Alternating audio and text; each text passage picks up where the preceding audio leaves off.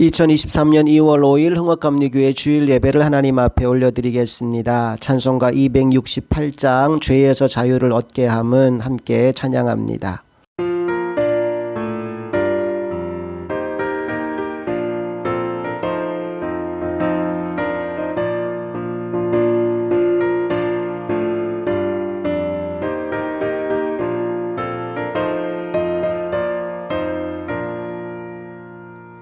죄에서 자유를 얻게 함은 보혈에는요 주의 보혈 시험을 이기고 승리하니 참 놀라운 능력이로다. 주의 보혈 능력이 또다. 주의 피 믿어 주의 보혈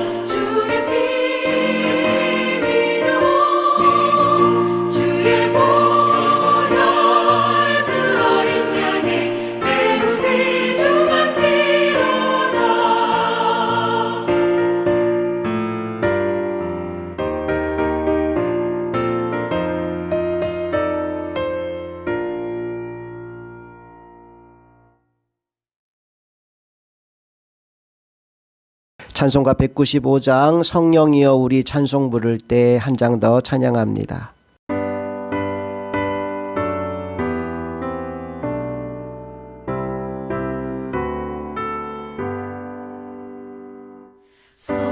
성령이여 우리 찬송 부를 때 진심으로 찬양하게 하소서. 성령이여 우리 기도 드릴 때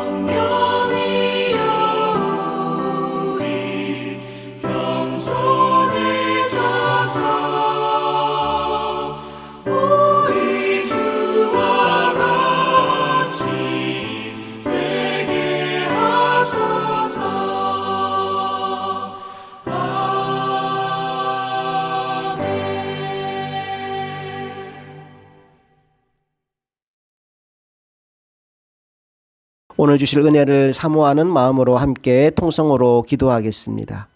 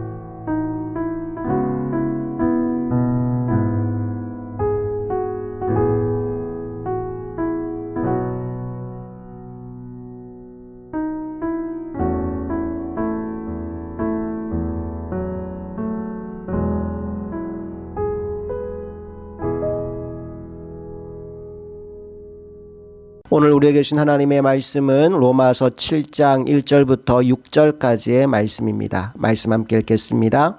형제들아 내가 법 아는 자들에게 말하노니 너희는 그 법이 사람이 살 동안만 그를 주관하는 줄 알지 못하느냐.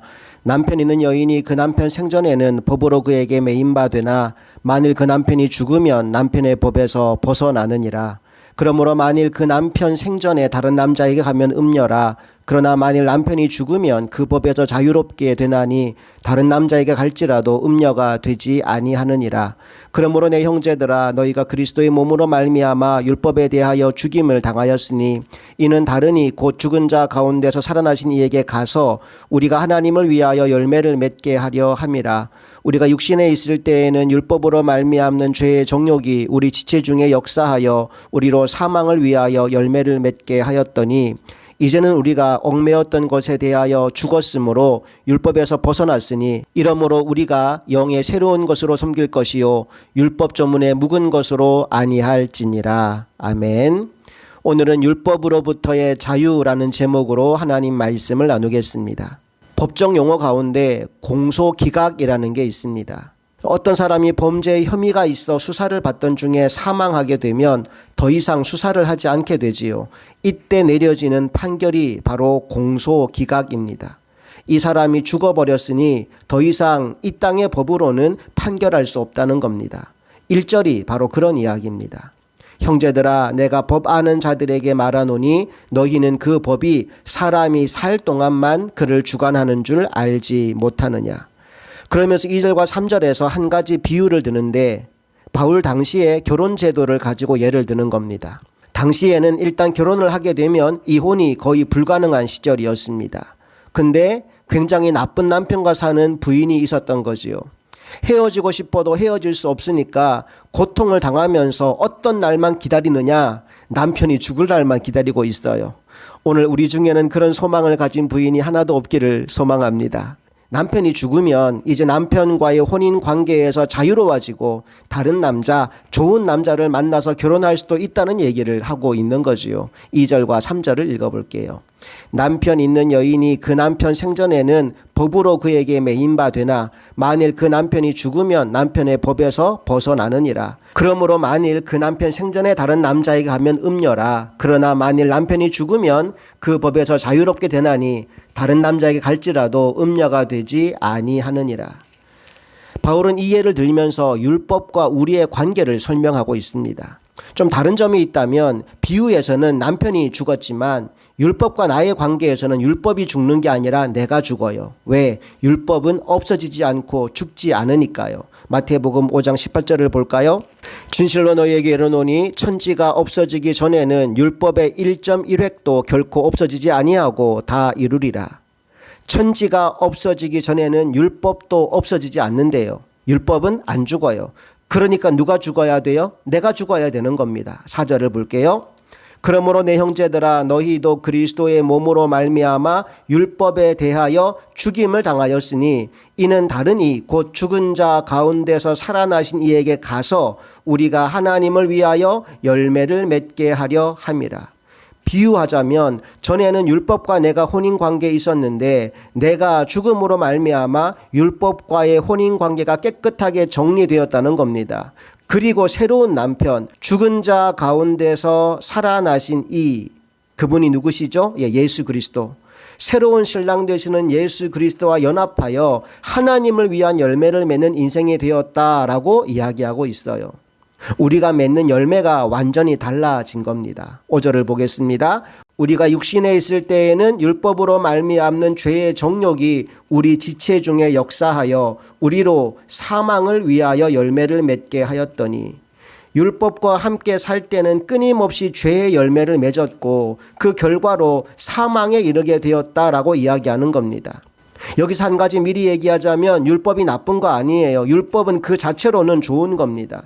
오늘 본문 12절에도 보면 이런 말씀이 있어요. 이로 보건대 율법은 거룩하고 계명도 거룩하고 의로우며 선하도다. 율법은 좋은 겁니다. 그런데 율법의 문제가 뭐냐 하면 죄를 지적하기는 하는데 그 죄를 해결해 줄 능력이 없다는 거예요. 그리고 또 다른 문제가 뭐냐 하면 우리들 안에 율법이 요구하는 그 요구를 다 이루어낼 수 있는 능력이 전혀 없다는 겁니다. 그러니까 율법은 끊임없이 우리들에게 이렇게 살아라 저렇게 살아라 이건 해라 저건 하지 마라 이야기하는데 그걸 지킬 만한 능력이 내 안에 없으니까 율법과 함께 살면 날마다 죄에 눌려 살 수밖에 없는 겁니다. 그런데 우리가 달라지게 되었다는 거예요. 전에는 우리가 그렇게 살았지만 예수를 믿고 나서 우리에게 어떤 변화가 일어났는가 6절로 돌아가 봅시다. 이제는 우리가 얽매였던 것에 대하여 죽었으므로 율법에서 벗어났으니 이러므로 우리가 영의 새로운 것으로 섬길 것이요 율법 조문에 묵은 것으로 아니할지니라. 여기 대조되는 두 가지가 있어요. 영의 새로운 것과 율법 조문에 묵은 것 대조됩니다. 옛날에는 율법 조문 이거 해라 저거 해라 라고 하는 율법 조문에 따라 살았지만 이제는 새로운 것 우리 안에 임하신 성령의 인도를 따라 살아감으로 인하여 따라가기만 하면 율법의 요구가 다 이루어지는 놀라운 삶이 우리에게 펼쳐지게 되었다는 겁니다. 로마서 8장 4절로 가봅시다. 육신을 따르지 않고 그 영을 따라 행하는 우리에게 율법의 요구가 이루어지게 하려 하심이니라. 할렐루야. 여러분 운전하는 상황을 한번 생각해 보십시오. 초보일 때 옆에서 운전을 가르쳐준다고 앉아서 이거 해라 저거 해라 막 지적질하고 조금만 실수해도 윽박 지르면서 그것도 못하냐 막 소리를 지르면 주눅이 들어서 오히려 운전을 더 못하잖아요. 바로 율법이 그런 남편 같은 겁니다. 그런데 성령님은 자상한 남편이에요. 내가 좀 실수해도 괜찮아 격려해 주십니다. 그리고 나만 따라와. 그분이 길이 되어서 나를 인도해 주셔요. 그렇게 그분의 뒤만 잘 따라갔더니 목적지에 딱 도착해 있더라는 겁니다. 여러분 이게 은혜로 사는 삶이에요. 나는 여러분이 이걸 좀 누리며 살았으면 좋겠습니다. 바울의 안타까움이 뭐냐 하면 이 놀라운 축복이 우리의 삶에 시작되었는데 왜 과거의 삶으로 돌아가려고 하느냐, 왜 율법의 얽매인 삶을 계속 살아가려고 하느냐, 그렇게 살지 마라, 이 이야기를 7장에서 하고 있는 겁니다. 이제 말씀의 결론을 좀 맺자면 우리에게 필요한 일이 딱 한 가지인데 그게 뭐냐, 바로 성령의 인도를 따라 살아가는 겁니다. 자, 그렇다면 어떻게 해야 성령의 인도를 따라 살 수 있을까요? 오늘 그 이야기만 간단히 하고 말씀을 정리하려고 합니다. 여러 번 했던 이야기지만 다시 한번 반복합니다. 왜? 이게 너무너무 중요한 이야기니까요. 믿음은 언제 시작될까요? 교회 나오면 아니에요. 세례 받으면 아닙니다. 뭐 할 때? 예수님을 영접할 때 시작됩니다. 요한복음 1장 12절 읽어볼게요. 영접하는 자, 곧 그 이름을 믿는 자들에게는 하나님의 자녀가 되는 권세를 주셨으니. 예, 영접하는 자가 믿는 자고 그가 하나님의 자녀래요. 예수님을 영접했다라는 말은 다른 말로 바꾸면 지금 예수님이 어디 계신다는 거죠? 내 안에 계신다는 말입니다. 그래서 내가 믿는 사람이 되었다는 말을 다른 말로 바꾸면 내 안에 예수님이 계신다라는 말이에요. 고린도후서 13장 5절 읽어봅시다. 너희는 믿음 안에 있는가? 너희 자신을 시험하고 너희 자신을 확증하라. 예수 그리스도께서 너희 안에 계신 줄을 너희가 스스로 알지 못하느냐? 그렇지 않으면 너희는 버림받은 자니라. 내가 믿음 안에 있다는 증거가 뭡니까? 예수 그리스도가 내 안에 계신 것을 아는 것이래요. 한 곳 더 봅니다. 로마서 8장 9절 읽어봅시다. 만일 너희 속에 하나님의 영이 거하시면 너희가 육신에 있지 아니하고 영에 있나니 누구든지 그리스도의 영이 없으면 그리스도의 사람이 아니라. 잘 보면 고린도후서 13장 5절에서 내 안에 계신 예수 그리스도라고 표현했던 것을 로마서 8장 9절에서는 하나님의 영 또 그리스도의 영이라고 바꾸어서 말합니다. 똑같다는 말이죠. 내 안에 들어오신 예수 그리스도, 그분이 곧 하나님의 영이고 그분이 곧 그리스도의 영이고 그분이 곧 성령님이시다라고 이야기하고 있는 겁니다.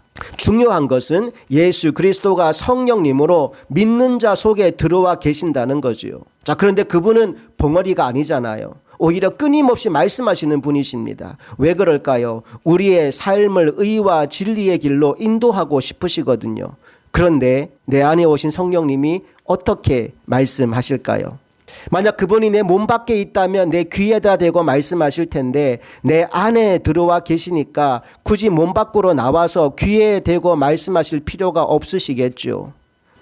특별히 내 안에 계신 성령님이 나에게 말씀하시는 방법이 요한복음 14장에 나오는데요. 우리 요한복음 14장 26절 말씀을 읽어볼게요. 시작. 보혜사 곧 아버지께서 내 이름으로 보내실 성령 그가 너희에게 모든 것을 가르치고 내가 너희에게 말한 모든 것을 생각나게 하리라. 우리 안에 오신 성령님이 예수님이 말씀하신 것 중에 몇 가지를 모든 것을 뭐 하게 하신다고요? 생각나게 하신대요. 아, 내 안에 오신 성령님께서 내게 말씀하시는 방법이 뭐다? 생각나게 하시는 거예요. 이 생각이 매우 중요합니다. 우리 한 곳 더 봅시다. 로마서 8장 5절 6절 읽어볼게요. 육신을 따르는 자는 육신의 일을, 영을 따르는 자는 영의 일을 생각하나니 육신의 생각은 사망이요 영의 생각은 생명과 평안이니라. 여기서도 중요한 게 뭐다? 생각.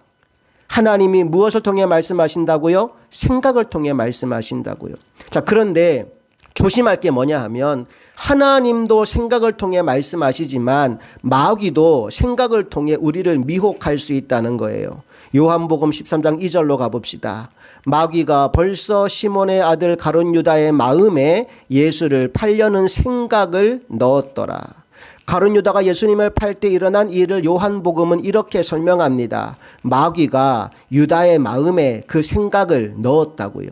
그래서 우리가 목숨을 걸고 지켜야 하는 몸의 기관이 하나 있는데 그게 어디냐? 바로 우리의 마음입니다. 잠언 4장 23절로 가봅니다.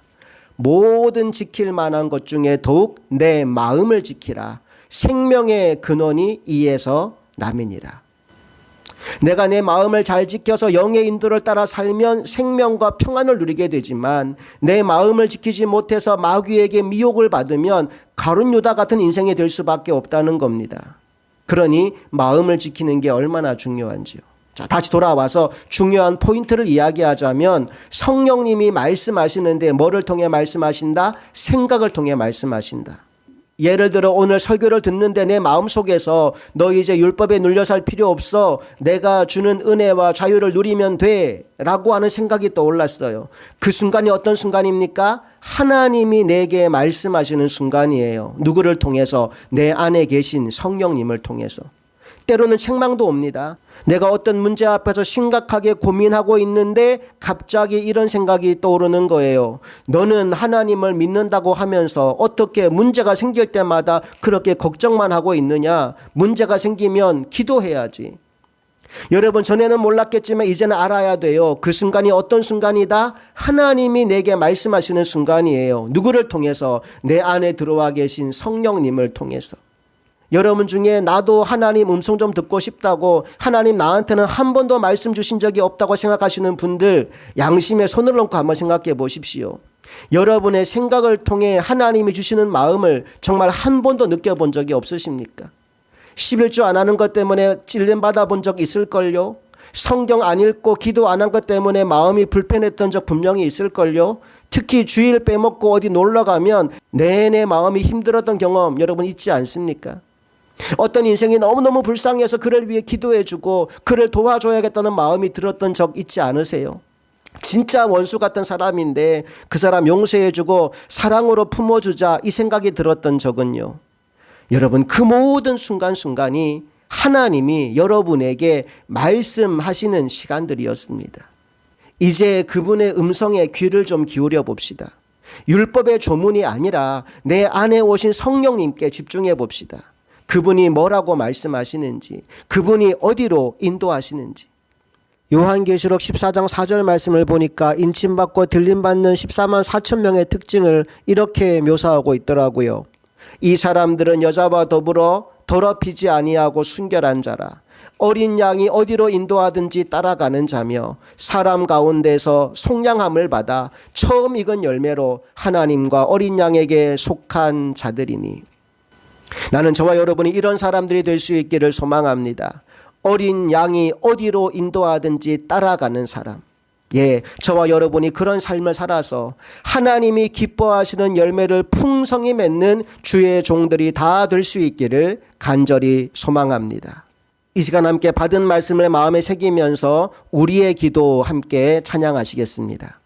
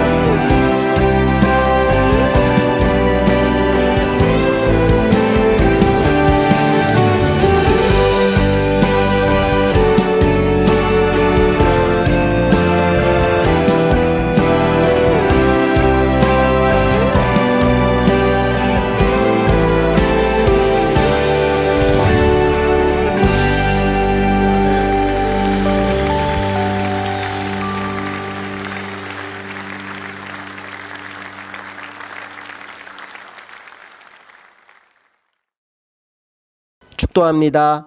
이제는 우리 주 예수 그리스도의 크신 은혜와 하나님 아버지의 놀라운 사랑과 성령님의 감화 감동 역사 충만하시니 내 안에 오신 성령님의 말씀에 따라 주님이 어디로 인도하든지 끝까지 따라가기로 결단한 사랑하는 모든 성도들의 삶 가운데 이제부터 영원토록 함께 하시기를 간절히 축원하옵나이다. 아멘.